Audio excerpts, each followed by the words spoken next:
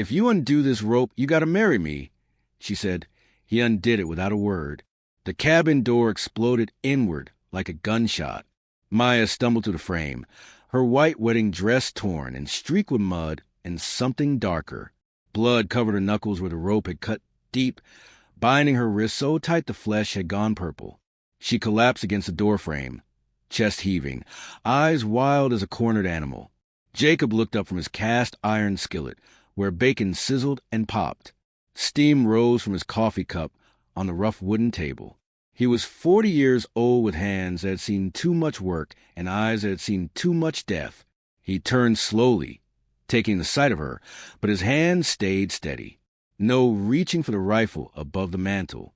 No demanding answers. "Sheriff's coming," Maya gasped, her voice raw like she'd been screaming. "How long?" Jacob set down his coffee cup with deliberate calm. "Hour.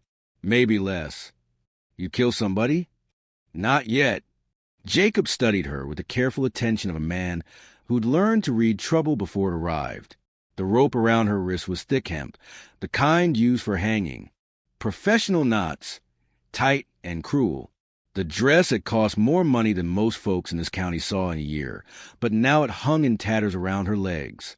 Blood dotted the white fabric like scattered rose petals. "They'll hang me if they catch me," she said. "For running from a wedding? For what I know." The words hung in the air between them, heavy with unspoken meaning. Jacob pushed back on the table and walked to his kitchen drawer. Maya's body went rigid, every muscle tense for violence. She'd seen enough men reach for knives to know what came next. But Jacob's hand emerged holding rope-cutting shears, the kind used for freeing trapped cattle. He approached her slowly, the way he might approach a wounded deer. Maya's breathing steadied slightly as he knelt beside her, examining the knots with the focus of a man who understood rope and pain. "These weren't tied by accident," he said quietly.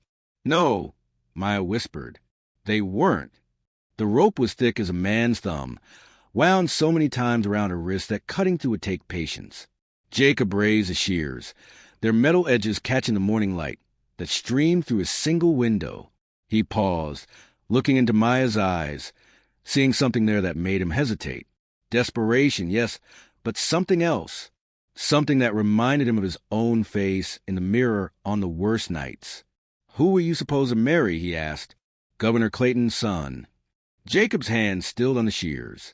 Every person in 3 counties knew that name, knew what it meant when Clayton wanted something. The shears trembled slightly in Jacob's grip as he met Maya's gaze, understanding passing between them like lightning in a summer storm. The shears bit through the first layer of rope with a sharp snap. Blood rushed back into Maya's hands like fire through her veins. She hissed through gritted teeth as the pain hit, flexing her fingers to fight the numbness. Jacob kept cutting, his movement steady and sure, but his eyes stayed on her face. "Tell me what you know," he said, working through another coil. "You first. Why aren't you turning me in?" "Governor Clayton killed my brother." Maya studied his weathered face, searching for lies. "Prove it." "Can't. That's why he's still breathing."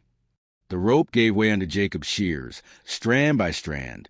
Maya's wrists burned as feeling returned, but she didn't pull away. Trust had to start somewhere, even between strangers running from the same devil. "My sister Elena was Clayton's son's first fiancée," Maya said. "Found her in the river 3 days before their wedding. Suicide? That's what they called it." Jacob paused his cutting. "But you don't believe that." "Elena couldn't swim. Never could, not since we were kids. And she was pregnant." The shears slipped in Jacob's grip. He steadied them, kept working. "They said she was crazy. Said the baby made her crazy." "But you don't believe that." "I found her diary. She knew about the others." "Others?" Maya's voice dropped to a whisper. 3 girls. All engaged to Clayton men. All dead before they could talk. Jacob's hands went still completely. The half-cut rope dangled from Maya's wrist like a broken promise. 3 others. Sarah Hutchins, engaged to Clayton's nephew. Fell down a well. Margaret Pierce, engaged to his cousin. Horse through her.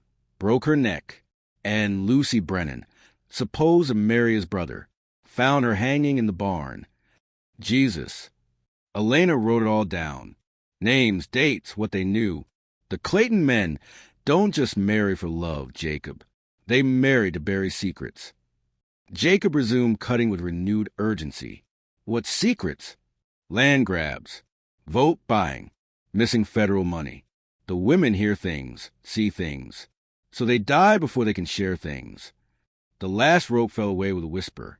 Maya rubbed her wrist where the hemp had carved deep red lines into her skin. Blood still dotted her knuckles from whatever fight had happened before she reached this cabin. I was supposed to be the replacement bride, she continued. Keep the family connection strong. But I found Elena's hiding place. Letters, evidence, names. So you ran. I was going to expose them at the altar, right in front of God and everybody. So you ran instead. Maya shook her head. They caught me first. Tied me up in the church basement. Said they'd make it look like Elena. Unstable woman. Couldn't handle marriage. She looked at Jacob with new intensity, seeing recognition in his eyes. The sheriff's coming for both of us now. Thunder rolled across the valley, but it wasn't storm clouds making the sound. Hoofbeats pounded the earth like war drums, growing closer with each passing second. Jacob moved to the single window, pressing his face against the glass.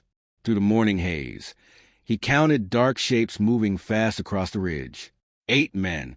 Sheriff's got a full posse. Maya stood, her torn wedding dress rustling as she turned in a slow circle. The cabin was one room, one door, no back exit. A trap with walls and a roof. Her eyes moved across the sparse furniture, the cold fireplace, the wooden beams overhead. Then they stopped.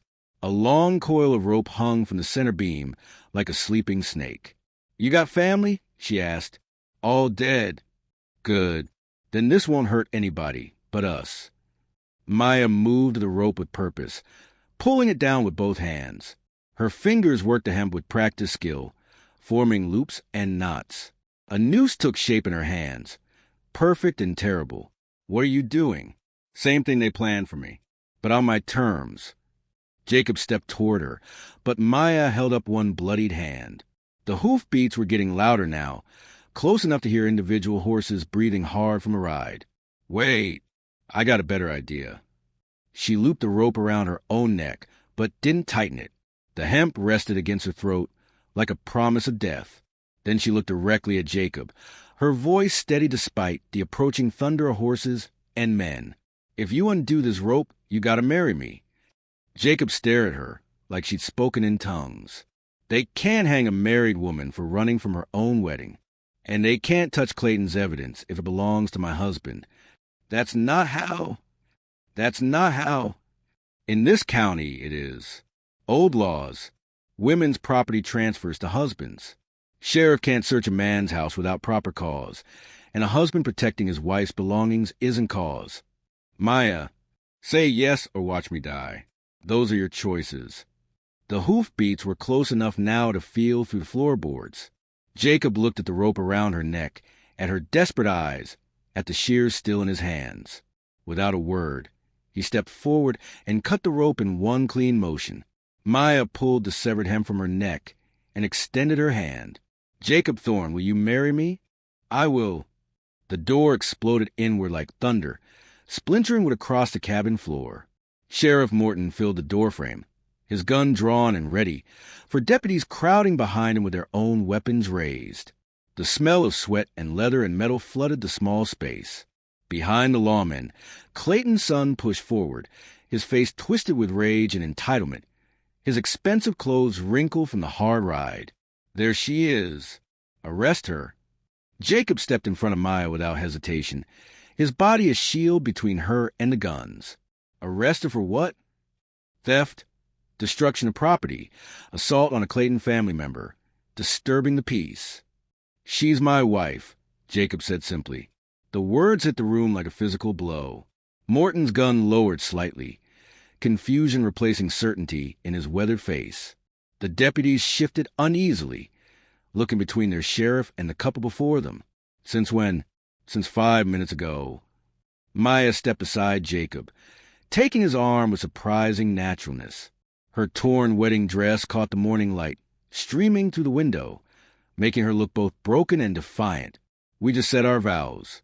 Before God and—" She looked around at the armed men filling her new husband's cabin. Witnesses. Clayton's son exploded forward, spittle flying from his lips. "She was supposed to marry me. Today. Was I—" Maya's voice turned cold as winter wind. "Because last I remember, I was tied up in your daddy's church, listening to you plan my suicide." Morton shifted uncomfortably, his gun hand wavering. This wasn't supposed to come out, not in front of his men. Some of them weren't fully bought, and loose talk about planned murders could turn messy fast. Jacob pressed the advantage like a knife between ribs. "Sheriff, you gonna arrest a woman for marrying who she chooses? Thought this was America. She stole Clayton property." "What property?" Maya challenged, her voice rising. "My dead sister's diary? The letters your boss wrote about killing pregnant girls." The deputies exchanged glances that spoke volumes. They weren't all monsters, just men following orders they didn't fully understand. Clayton's son drew his own gun, the metal singing as it cleared leather. "I don't care who she married. She dies today." Jacob's hand moved to his hip in one fluid motion. "You threatening my wife?" The standoff stretched like a bowstring ready to snap. Morton realized he was losing control of both his situation and his men. Some of them were backing toward the door, unwilling to be part of whatever this was becoming. "Jacob Thorne," Morton said slowly, "you understand what you're taking on here?" "I understand what I'm protecting." Maya squeezed Jacob's arm, playing her part with perfect conviction. "Sheriff, you want to explain to the governor why you shot a newlywed couple in their own home? Over some family drama?" Morton hesitated. There were witnesses now, men who weren't fully bought. This was getting messy. "We'll be back," he finally said. "We'll be here," Jacob replied. The door closed with a heavy thud, and Maya immediately stepped away from Jacob. The performance was over, the audience gone. She rubbed her arms where the rope had left deep red marks, looking around the cabin with new eyes. Now it wasn't just shelter. It was home, at least legally. "How long you think that bought us?" "Day or two. Maybe less." Maya moved to Jacob's small desk in the corner, running her fingers over the scattered papers there. Bills, letters, official documents with government seals. Jacob watched her search, but made no move to stop her. "What are you doing?" "Seeing what kind of man I just married." She found a deed to the property, but the acreage listed was far more than what she'd seen from the window. Letters addressed to someone named Sarah in Denver, tied with a faded ribbon. Jacob's handwriting was careful, educated. "Find anything interesting?" "You own more land than you let on. And you write to someone named Sarah in Denver. My brother's widow." "The brother Clayton killed?" "She doesn't know. Thinks he died in a mining accident." Maya opened Jacob's Bible, looking for more clues about her new husband. A photograph fell out, landing face up on the desk. 3 people stood together in front of a church, arms linked, smiling. Jacob looked younger, happier. The man beside him shared his strong jaw and dark eyes. The woman between them was pretty, with kind eyes and a gentle smile. "That's them." "Yeah. He looks like you. Thomas was a good one." Maya studied the photograph, then looked at Jacob with new understanding. "Clayton killed him for his land, didn't he? Just like he killed my sister for what she knew." Jacob didn't answer directly. Instead, he moved to a loose floorboard near the fireplace. Prying up his fingernails, he pulled out a metal strongbox, setting it on the table with reverence. Elena wasn't the only one keeping records. The box contained letters, photographs, newspaper clippings, evidence of 3 previous suspicious deaths of young women engaged to Clayton family members. Sarah Hutchins, Margaret Pierce, Lucy Brennan. All the names Maya had mentioned, plus more. "You've been hunting them." "For 2 years. Why didn't you just—" "Kill them?" "Tried. Got close to Clayton twice. But dead men can't confess. And Sarah deserves to know the truth." Maya spread the evidence across the table, adding it to what she'd carried from Elena's hiding place. Letters in her sister's careful handwriting, documenting meetings, conversations, threats. Together, This is enough to hang them all. Together, yes, but getting it to the right people, that's where being married helps. Jacob looked at her sharply. How? Sarah, your brother's widow. She still has claim to his property, doesn't she? If something happened to you. Legally, yes, but... And as your wife, I claim too, along with everything I brought into this marriage. Jacob realized what she was planning. You want to make sure the evidence survives, even if we don't. I want to make sure Elena gets justice, even if we can't see it. They looked at each other across the table, covered in evidence of Clayton's crimes. Evening light faded through the cabin windows, casting long shadows across the papers. Maya, this marriage, it was just to save your life. Was it? The question hung between them like smoke. Maya woke to the smell of smoke drifting through the cabin walls. Not with smoke from a fireplace, but the acrid scent of burning pitch and kerosene. She sat up fast, her torn wedding dress tangled around her legs. Jacob was already at the window, rifle in hand, his body tense as a coiled spring. How many? All of them. Clayton's here, too. Outside, a dozen men surrounded the cabin like wolves circling wounded prey. Governor Clayton himself sat on horseback at their center, holding a torch that flickered and danced in the morning air. His face was hard as granite, all pretense of civilization stripped away. Jacob Thorne. Clayton's voice carried across the yard like a judge pronouncing sentence. Send the girl out, and we'll make this quick. Maya joined Jacob at the window, her bare feet silent on the wooden floor. The evidence box sat on the table between them, its contents spread like tarot cards predicting doom. The letters to Sarah, you mailed them yesterday, didn't you?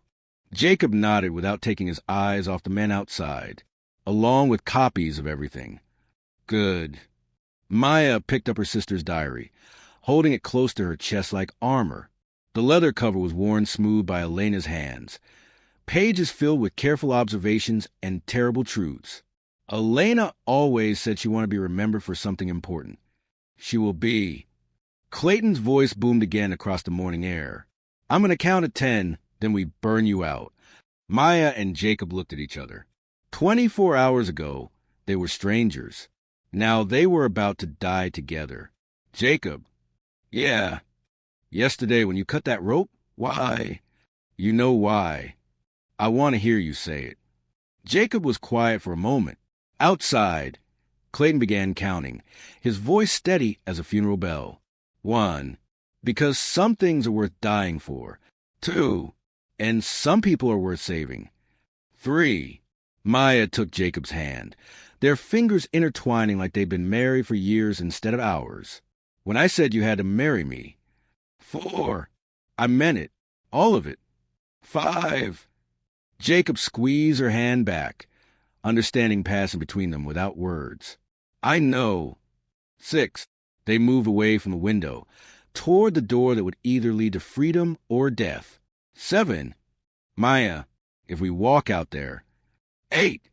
We walk out together. 9.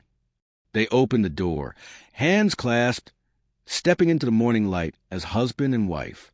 10. Clayton dropped his torch, but Jacob called out before the flames could spread.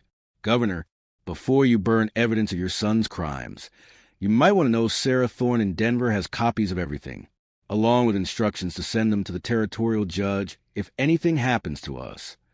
Clayton's face went white as winter. The torch burned harmlessly in the dirt. Maya stepped forward, Elena's diary pressed to her chest. My sister's going to get her justice. Governor, question is whether you want to face it here or in a federal courthouse. The standoff stretched like a held breath.